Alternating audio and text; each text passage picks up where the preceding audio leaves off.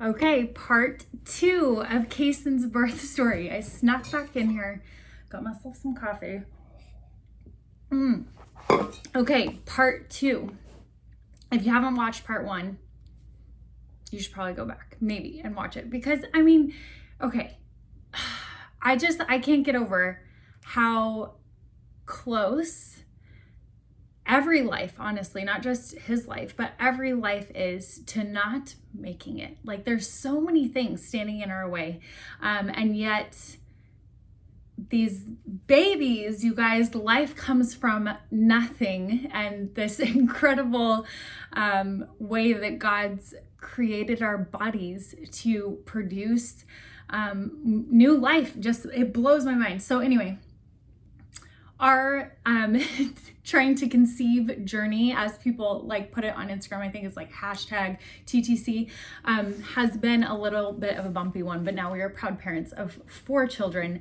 And it's just so incredible to me. So anyway, I wanted to start this second part off by telling you a little bit about my decision to have our 4th baby at home, even though we had the first 3 all in the hospital with an epidural.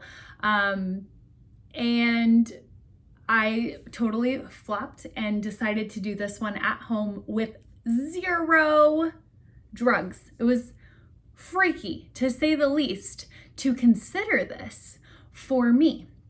Because with my very first daughter, who I had with my late husband, Nick, who passed away from cancer when she was 9 months old, he and I had decided to have the baby at the hospital, mainly because I have a bad back. And for those of you who don't know my story or my journey, I don't suffer as much from the chronic pain now, only because I am consistent with my workouts. But when I go through periods of time where I can't work out, even like this last pregnancy, I get some pretty severe back pain. I have 3 bulging discs in my lower back and then 2 in my neck from an accident I got in, a car accident when I was 19. And it was horrific and really hard. And that was when my late husband and I were just dating. But I had suffered from some pretty intense back pain from that point forward.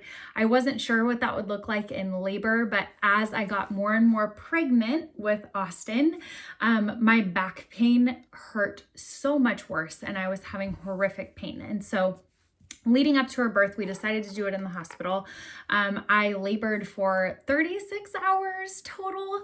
And the first 30 of them, I had no drugs because I was trying my darndest to go drug-free, but I was in incredible pain. I did have back labor, not just during contractions, but in between contractions. And she ended up stuck in the birth canal.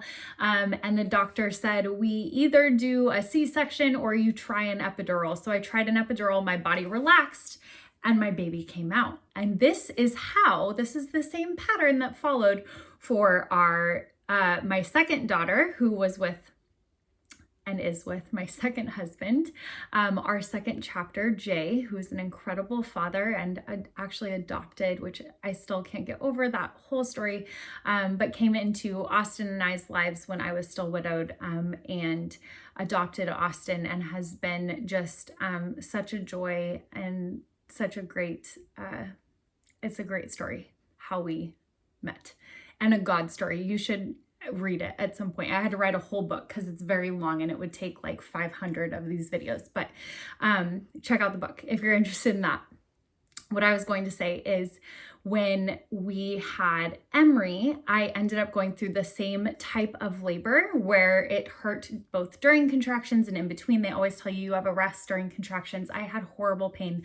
All of it always in my back, like stabbing knives. That's what it felt like somebody going like this with knives in my back. I didn't have any pain down where they say you have pain, all in my back.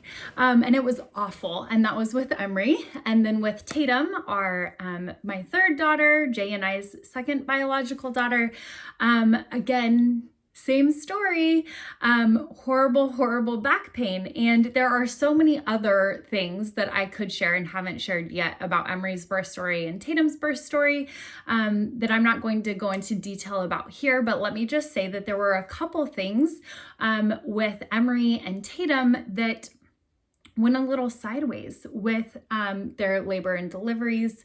There were actually some mistakes, I hate saying that, but it's true, some mistakes that were made by the hospital, and so that made it very difficult. So, but thank the Lord, we ended up with still 2 beautiful, healthy babies.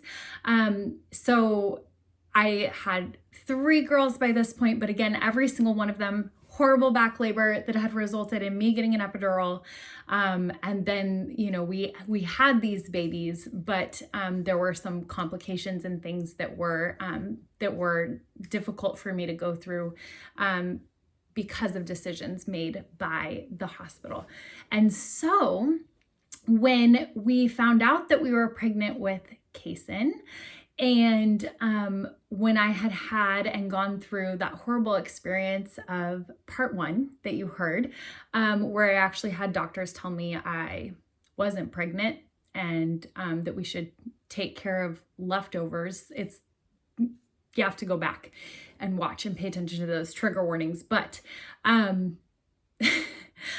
it's safe to say I had lost a little bit of trust in the conventional birthing system, labor and delivery, OBGYN ecosystem that exists here in the United States. And I had started doing some more research behind natural childbirth, behind what it looks like to get a midwife versus going to the hospital. And I had decided that it was actually worth it to talk to my husband about doing a home birth. And for any of you who know Jay in real life, he's uber optimistic. He's always optimistic. But he's also pretty conventional as far as most things go. And he is a super like germaphobe, like clean freak person. So he doesn't like doing things that are, you know, gross or like dirty, right? So even with the births of our girls in the hospital, he normally stays like hovering right about here. He's not so much down there. Most of the time he's right about here. I just pull him out myself, you know, it's real great.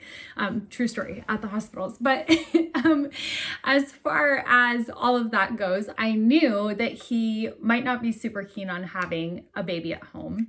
And I didn't know how excited I would be to have a baby at home. For one, not having access to an epidural, which I had believed was part of what helped me get my 3 girls out and was the only reason I got my first out.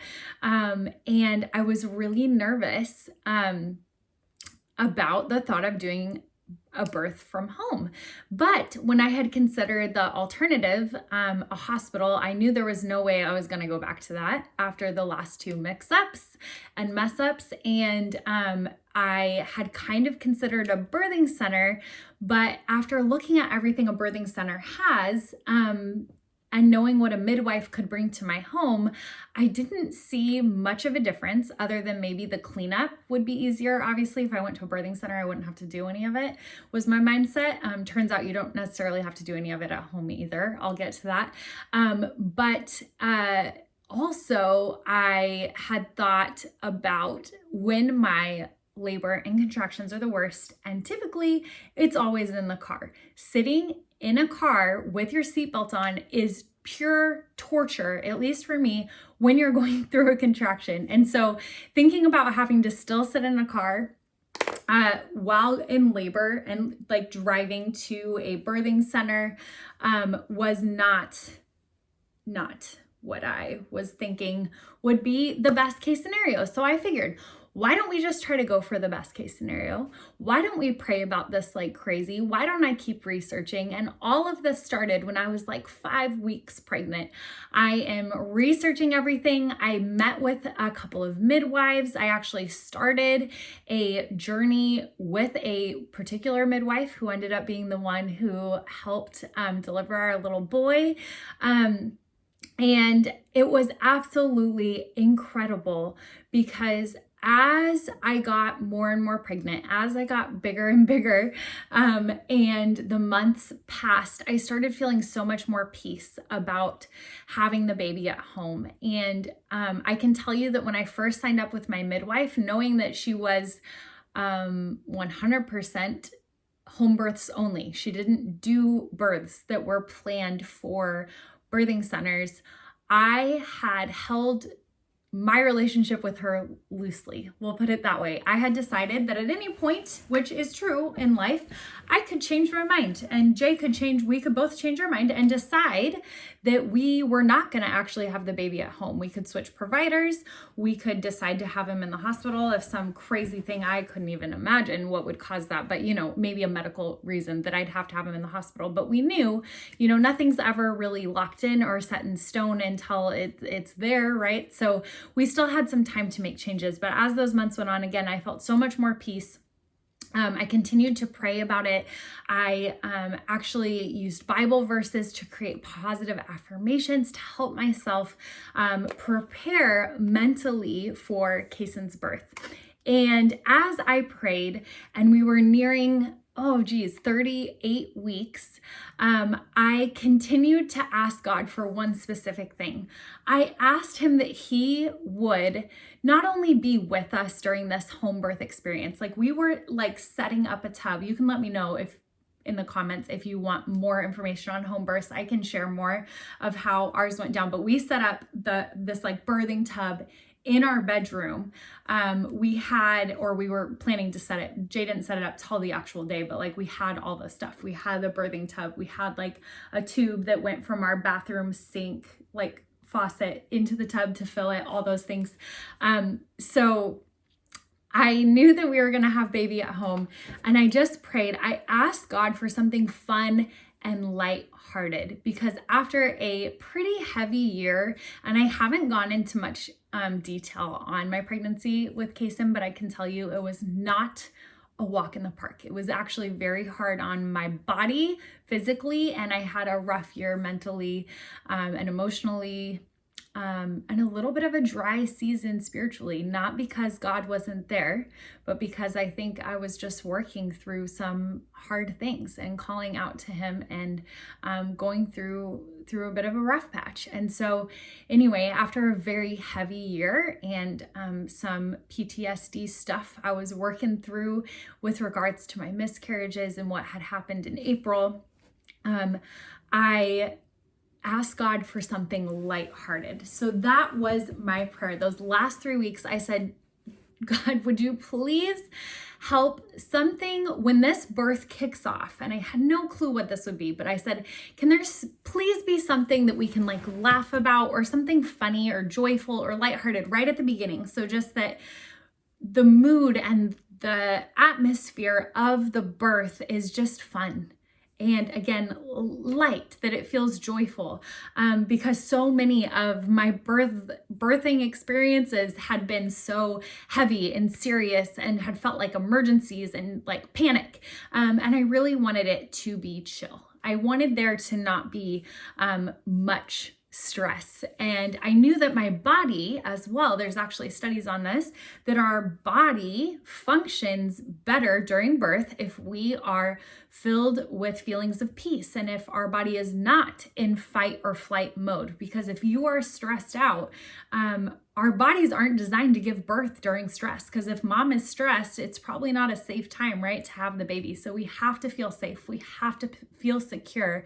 And for me, again, too, I knew that the place I feel safest and most secure actually, and might be different for other people, but it's not at a hospital. I don't typically feel that great at a hospital. So anywho, normally hospitals are, when you're sick and when you're ill and when something's wrong. And little does the world normally tell you, but when you're having a baby, there's nothing wrong and it's all completely natural, and your body is built to have a baby if you're a woman. So we'll get on. We're not actually going to get on that subject. But anyway, I'm coming to part 3, because part 3, I am going to tell you about his actual birth and how God answered this question or this request of making the birth lighthearted in such an incredible and I think really humorous way.